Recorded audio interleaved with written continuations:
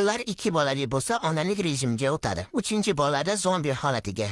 4 bolali bo'lsa, yashab yurishini o'zi mo'jiza. Bolali onalar kunda faqat bir marta hojatxonaga bemalol kira oladi. U ham eshikni orqasidan mahkam ushlab turgan holatda. Ko'p bolali onaga qachon oxirgi marta dam olgansiz desangiz, pasportini chiqarib, bolasi tug'ilgan sanani ko'rsatadi. Ko'p bolali onalar bir dona tana, 8 ta quloq, 9 ta qo'l va o'zi tashlangan nerv tolalari bilan yashaydigan super organizm. Ko'p bolali ona kuniga 7 marta telefonini yo'qotadi. 3 martasi sovutgichdan, 2 martasi kir yuvish mashinasining ustidan, qolgan vaqtlari o'zini qo'lida bo'ladi. Ko'p bolali ayolning bir haftada kamida 2 marta hammadan qochib ketaman degan rejasi bo'ladi. Ammo 10 daqiqada bo'pti, faqat 1 soat dam olsam bas rejimiga o'tadi. Bitta bola ayolga ona bo'lishni o'rgatadi. Bitta bola sabr qilishni, 3 ta bola esa bosh og'rig'iga chidashni, bitta bola ayolni nerv tolalarsiz yashashga o'rgatadi. Ko'p bolali onani ko'rgach, voy bechara deb rahmingiz kelmasin. Ular eng baxtli, eng kuchli va eng kulgili ayollar. Har bir bolaning orqasida bitta qahramon bor.